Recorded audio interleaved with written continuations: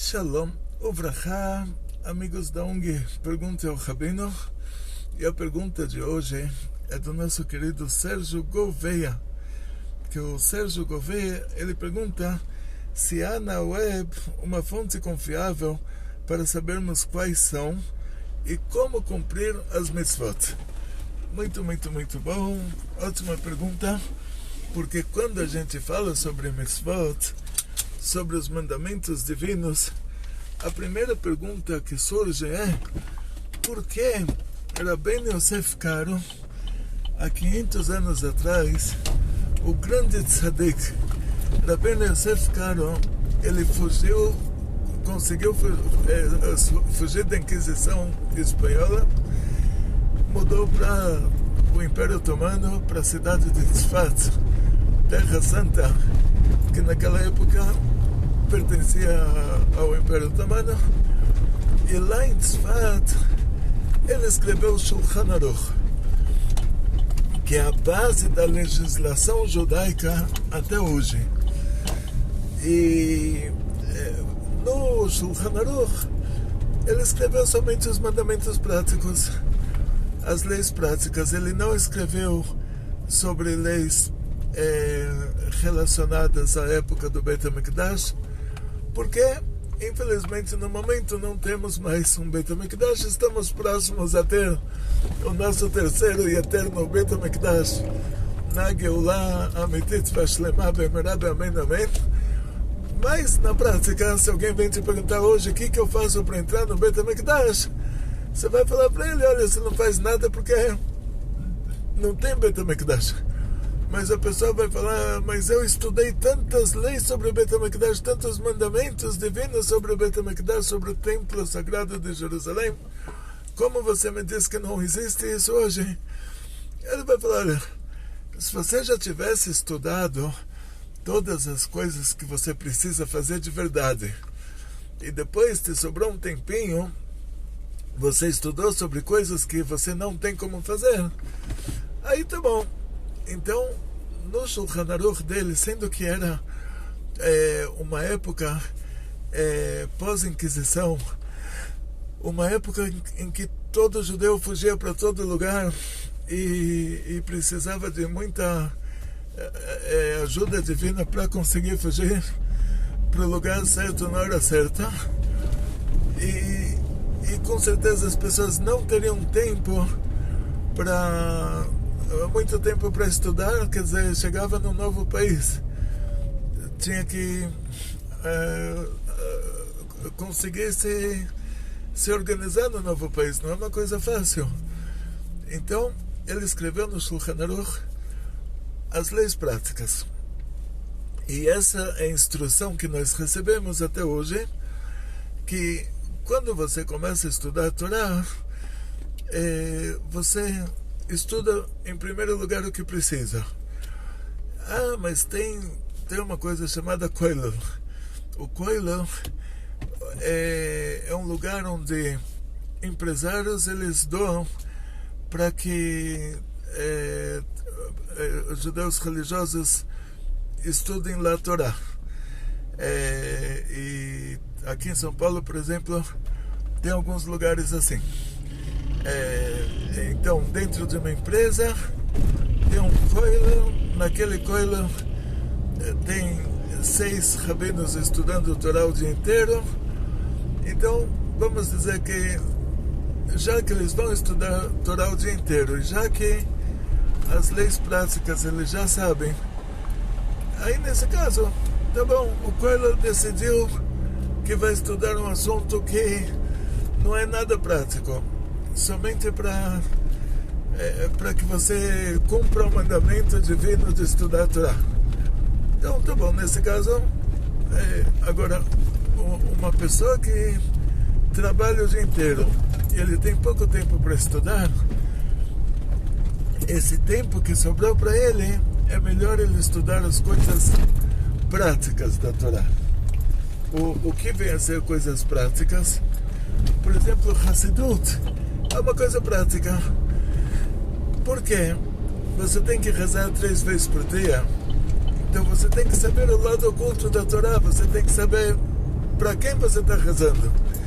Então, estudar o lado oculto da Torá é uma coisa prática. Isso te traz amor a Hashem, isso te traz temor a Hashem. Esse temor não é temor que Deus vai baixar de nível, vai te gritar, berrar e te bater. Não, ao contrário, é o temor de você ter descoberto, olha a grandeza de Hashem. Imagina você entra no palácio do rei e você sente toda aquele friozinho na barriga que você está num lugar muito importante. Então, esse nível de temor é uma reverência. Não é um temor, não é medo de perder dinheiro, perder saúde e Deus me livre, que Deus é a essência do bem, a natureza do bem é fazer o bem. E mesmo quando Deus me livre acontece alguma coisa errada, a gente sabe que estamos passando por um tratamento. Mas o lado oculto da Torá, ele te traz, te desperta o amor por Hashem, te desperta o temor por Hashem. E isso são duas coisas bem práticas, que a gente precisa o tempo todo. Outra coisa, leis de Shabbat, leis de Kashrut, leis de pureza familiar, festas judaicas, essas coisas são bem práticas. Agora você vai entrar no internet. A internet é como um abacaxi. O abacaxi, do lado de fora ele tem uma casca dura, do lado de dentro tem uma fruta muito gostosa. A parte de fora da fruta é acessível a todo mundo, a parte de dentro da fruta é dura, e entre a fruta e a casca, aí você encontra aquelas agulhinhas que causam as aftas, que são os espinhos do abacaxi. Eles estão dentro, não estão fora. Então, na prática, o abacaxi é uma fruta perigosa. Quer dizer, você vê a casca do lado de fora, você está vendo que estou vendo uma casca, vou descascar. Mas aí você esquece que depois que você descascou, agora ficou pior ainda. Agora tem aqueles espetinhos lá, aquelas agulhinhas naturais dele, que isso pode te prejudicar mais do que a casca. Aí você tem que descobrir onde elas estão. Cada uma tem lá o buraquinho onde ela se esconde. Aí você tem que tirar elas também. Aí você vai falar: "Uau, estou jogando fruta fora". Não, você não está jogando fruta, você está se salvando que essa parte da fruta pode te prejudicar. Aí depois você chega na fruta, você fala: "Ai, que legal", mas por dentro ela é dura. Aí o internet é mais ou menos uma coisa assim. Você encontra um assunto de Torá muito legal e você vê que isso são os espinhos internos do abacaxi. Aí você tem que jogar tudo fora. Aí você fala: "Pô, mas estou jogando uma fruta fora". Você não está jogando uma fruta fora, você está se salvando de não ficar com as aftas. E agora, por causa que o internet é uma coisa que tem que saber descascar bem para não se prejudicar, o Chabad Internacional, eles colocaram à disposição as matérias mais práticas em várias línguas, vários idiomas onde tem comunidade judaica, tipo assim, hebraico e inglês, né, que é o principal da comunidade judaica no mundo. A maior parte dos judeus hoje vive nos Estados Unidos e, em segundo lugar, em Israel. E depois tem línguas como o francês, russo, alemão, e a gente chega lá no português também. Então, você vai encontrar o site, está escrito pt.chabad, só que esse Chabad é escrito com CH, Shabad. Porque eles escreveram Chabad com CH, todos os judeus, assim, a maioria, vamos dizer, quando eu faço um casamento, vou te dar um exemplo simples. Eu faço um casamento, eu tenho uma tabelinha. Eu posso fazer um casamento de alguém que é judeu com uma mulher que é judia. Então eu pego a tabelinha, eu pergunto para essa mulher: "Que legal que você vai se casar, onde você nasceu?" ela vai falar Brasil. Eu olho na tabelinha Brasil não consta que tem aqui comunidade judaica. Ou seja, o Brasil há 500 anos atrás, as pessoas que vieram para cá, eles já tinham deixado o judaísmo, eles já eram cristãos novos, eles não professavam mais a religião judaica, não ser assim escondido. Então, não é considerado que tinha aqui uma comunidade judaica. E na época dos holandeses tinha sinagoga, depois eles tiveram que fugir. E esses que permaneceram ficaram escondidos. Então não tem...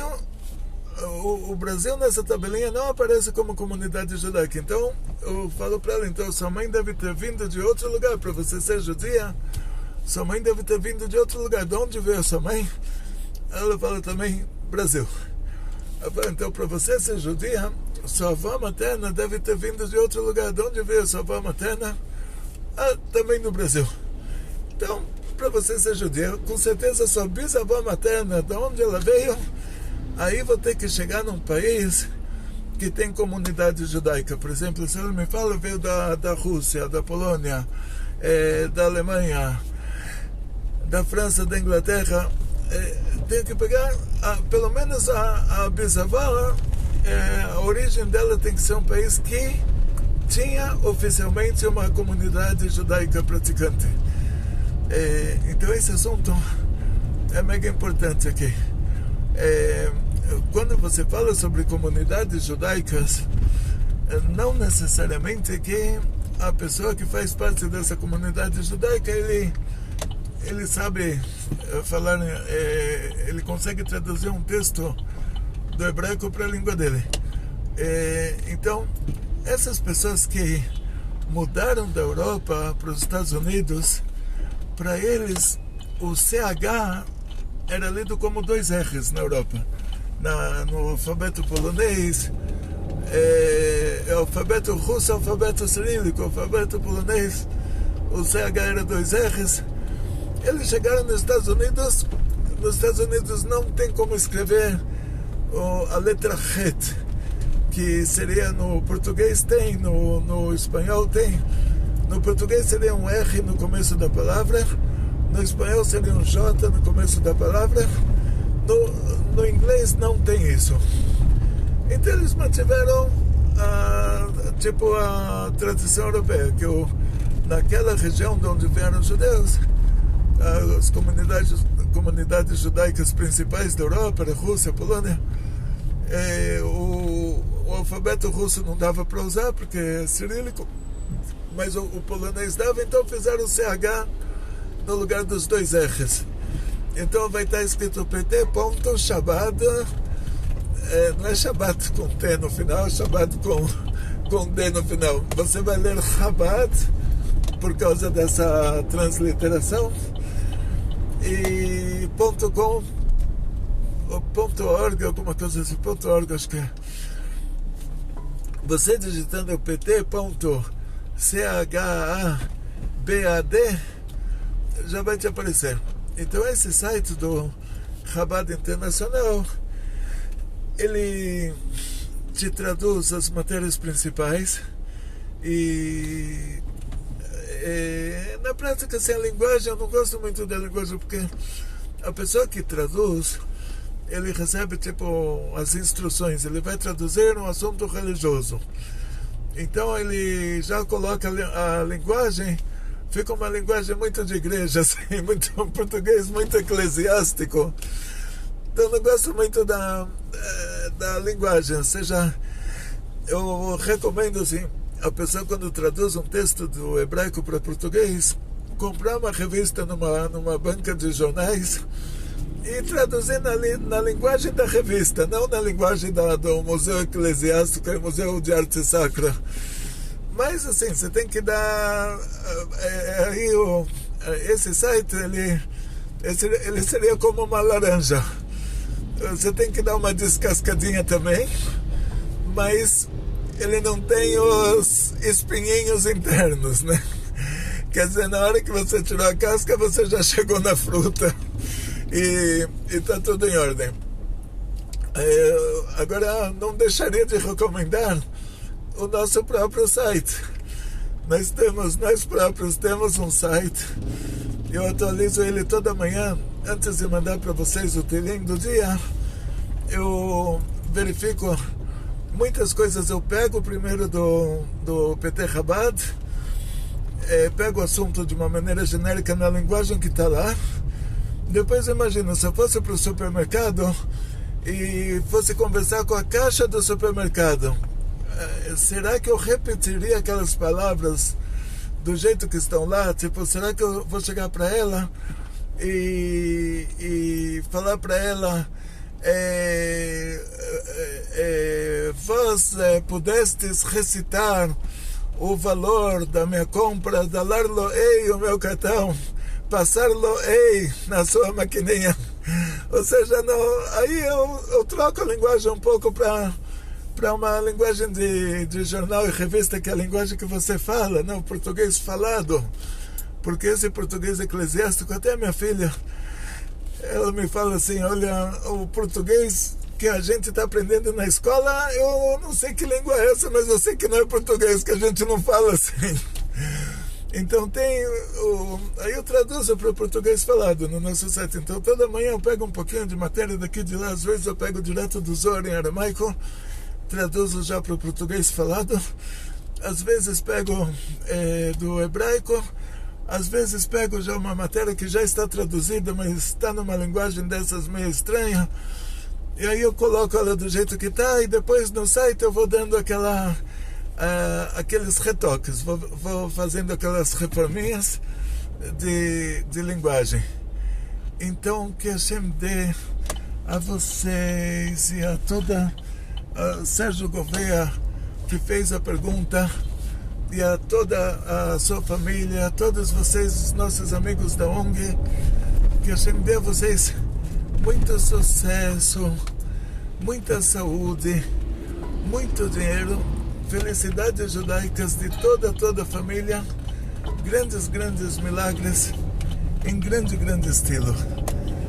Bekol Tov.